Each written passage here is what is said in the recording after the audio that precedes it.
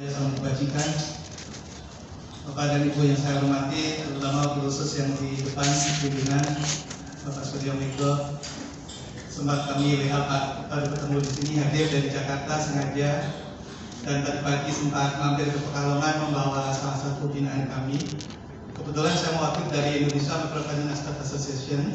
Apa Pak? Indonesia Microfinance Expert Association. Oke.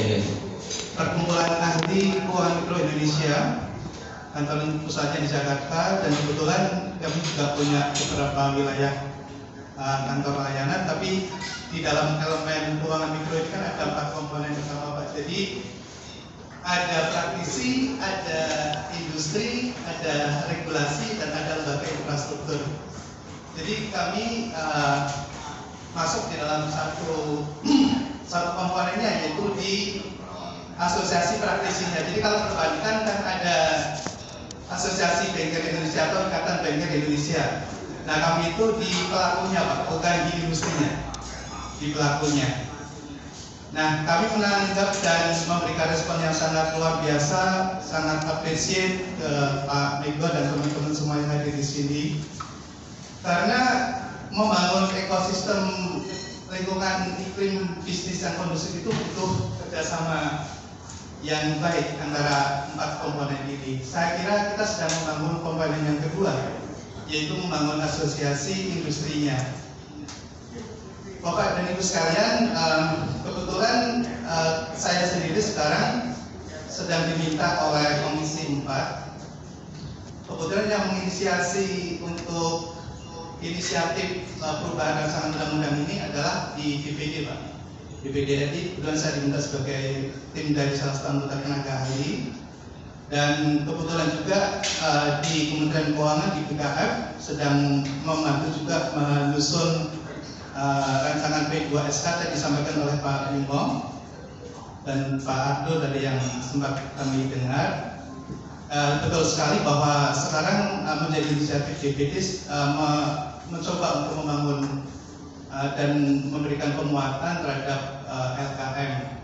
Dalam kesempatan yang baik ini saya kira mungkin kami bisa sedikit dengan segala keterbatasan yang ada barangkali bisa ikut membantu suka pikir Pak pada teman-teman, karena kebetulan kami juga mengalami hal yang sama ketika ingin menginisiasi di tahun 2016 ketika undang-undang baru pertama kali rilis, dan kemudian industri merespon yang kemudian juga tidak sama ya, karena kondisi berbeda. Tadi kita sama-sama memahami bahwa latar belakang pendirian LKM ini sangat beragam sekali. Ada yang berbasis dari BKD, ada yang berbasis dari koperasi, ada yang dari UB, ada juga yang dari LBD, banyak sekali Pak. Jadi memang ini menjadi salah satu, saya kira, hasanah keuangan mikro kita. Kalau di dalam koperasi kan ada 7 model bisnis Pak. Jadi kita mungkin lebih besar daripada koperasi itu sebetulnya di LKM ini. Nah, hal mungkin sumbang pikir yang barangkali nanti bisa kami sampaikan Bapak Ketua, kita mungkin dalam waktu dekat ini perlu segera untuk menyiapkan penguatan di asosiasi, yaitu asosiasi industrinya. Kalau di BPR kita sudah kenal Perbarindo ya sebagai asosiasi industrinya. Kemudian asosiasi bankir Perbarindo sebagai asosiasi para pelakunya. Nah saya kira kita bisa segera menginisiasi ini, dan saya kira sangat urgent banget karena nanti menyangkut menguatkan dalam membangun infrastruktur agar LKM ini ke depan memiliki posisi bergen yang baik, yang cukup kuat, baik terhadap regulator sendiri menurut saya, maupun terhadap stakeholder yang lain, yaitu lembaga keuangan lain. Karena asosiasi ini bisa memiliki fungsi 3 Pak, yang paling minimal kalau boleh saya sebutkan. Yang pertama, fungsi literasi, yaitu memberikan edukasi kepada para pelaku agar memiliki pemahaman yang semakin komprehensif, semakin paripurna, baik terkait dengan aktivitas di dalam proses bisnisnya maupun terkait dengan pemahaman regulasi dan ekosistem yang mendukungnya. Kemudian yang kedua itu fungsi advokasi. Jadi Bapak Ibu sekalian, kalau kita punya asosiasi semacam ini, ketika menghadapi permasalahan, saya kira permasalahan itu bisa kita hadapi bersama-sama sehingga lebih ringan, baik yang terkait menghadapi regulator sendiri maupun terhadap pasar, terhadap industri yang lain.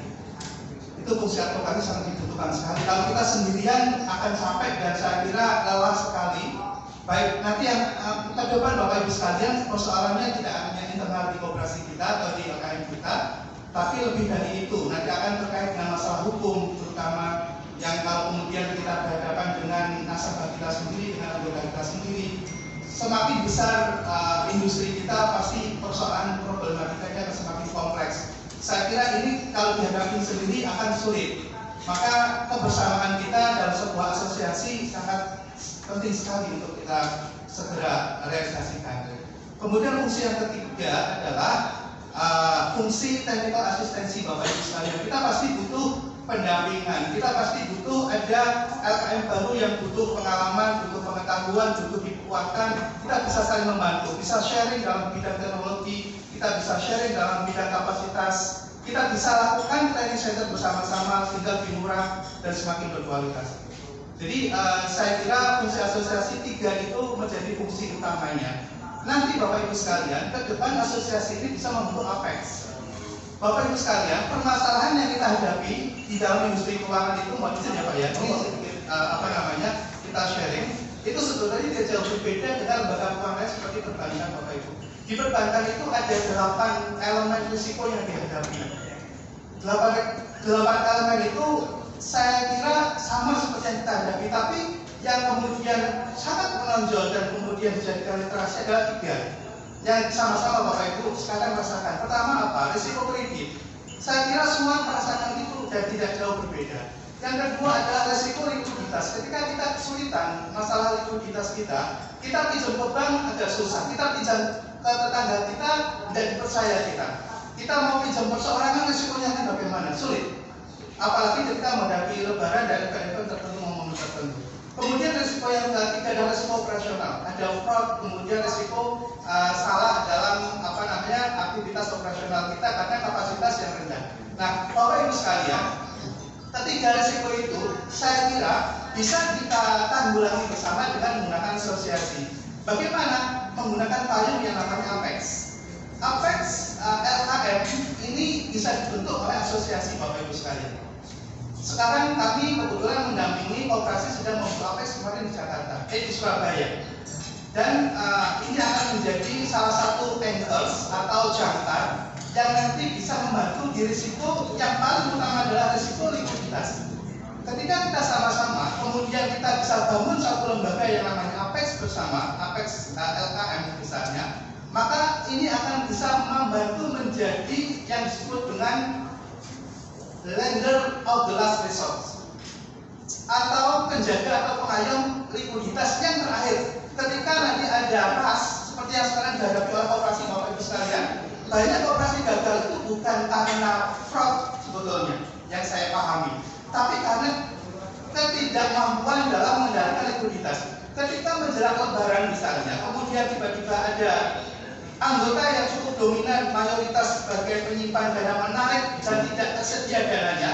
Kemudian apa yang terjadi? Dia cerita ke sana kemari, kanan dan ke kiri, kemudian terjadi ras. Nah, ketika ras siapa yang kuat? Apalagi kemudian tidak ada backing.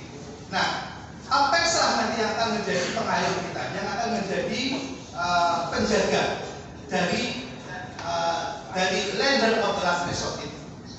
Nah, Bapak Ibu sekalian, saya kira persoalan yang dihadapi tidak jauh berbeda. Apa yang dialami oleh koperasi, yang dialami oleh BTN sebagai sama-sama lembaga keuangan mikro, dan kita sebagai lembaga keuangan mikro. Nah, saya kira Bapak Ibu sekalian, dalam kesempatan yang sangat luar biasa baik ini, istimewa ini, pas kita kumpul semuanya, kita bisa segera bentuk komite awal pendiri asosiasi ini. Saya belum tahu, mohon maaf, apakah yang sudah terbentuk atau belum. Yang saya tahu di situ sudah ada LKM badan seperti itu, sudah forumnya sudah terbentuk. Tapi ada 2 pilihan asosiasi ini. Yang kami punya pengalaman yang kita bisa pilih adalah jenis perkumpulan. atau yayasan. Ada dua. Di Perpamindo itu ada dua. Ada yayasan, ada perkumpulan. Bentuk legalitasnya. Karena kalau asosiasi tidak punya legalitas, legal entities, tidak punya legal body, maka kita nggak bisa melakukan kegiatan advokasi. Maka asosiasi harus punya legal body, apakah perkumpulan atau dalam bentuk sebuah perkumpulan berbadan hukum itu bisa. Bahkan nanti bisa membentuk apex. Gitu. Bahkan di dalam rancangan undang-undang baru kita usulan itu kan sekarang ada dua, perseroan dengan koperasi sebagai badan hukum. Sekarang yang kita usulkan ada namanya perkumpulan. Ini sekarang lagi dibuat akademik bahwa kita tidak harus dalam bentuk PT, tidak harus dalam bentuk koperasi, tapi bisa juga dalam bentuk perkumpulan. Kita sudah kasih badan hukum. Nah, Bapak Ibu sekalian, saya kira karena kalau kita nanti sudah berpisah, ini komunikasi tetap bisa dilakukan, tapi tidak sangat efektif yang kita bisa lakukan sekarang. Kita ini bisa berkumpul dari berbagai ragam, ada yang di DKD, ada juga tadi dengan dari UB, mungkin juga dari koperasi. Ini bisa menjadi titik awal kita untuk memulai sebuah asosiasi dalam bentuk perkumpulan yang lebih besar sebagai sebuah embryo awal untuk mendirikan apex tadi yang kita sebut tadi. Koperasi sudah berumur lebih dari 54 tahun, Bapak Ibu sekalian, dari tahun 92 ketika undang-undang koperasi itu muncul, tapi sampai sekarang belum punya apex. Nah, ini luar biasa LKM kalau sekarang kita butuh asosiasi dan kemudian tidak lama setelah itu kita butuh apexnya. Maka ini menjadi jangkar yang sangat kuat untuk membantu dalam membangun ekosistem. Nah, nanti dari apex itu Bapak Ibu sekalian akan masuk ke dalam layanan keuangan yang lain. Contohnya apa? Kita kan ada tiga tadi risiko yang sama-sama kita hadapi. Risiko kredit Bapak Ibu kita hadapi dengan apa? Selain dengan tata kelola yang baik, tentunya governance, good governance.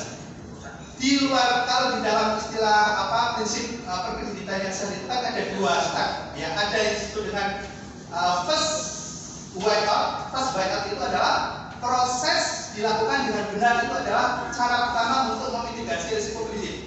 Ada namanya second buyout Bapak Ibu sekalian. Second buyout itu apa? Ketika terlanjur gagal, kita sudah analisa bagus, nah sudah kita lakukan FIFSI, ya sudah bukan 5C, ya sudah kolateralnya bagus, karakternya bagus, tapi kemudian tetap gagal, itu pasti ada benteng yang kedua. Second buyoutnya apa?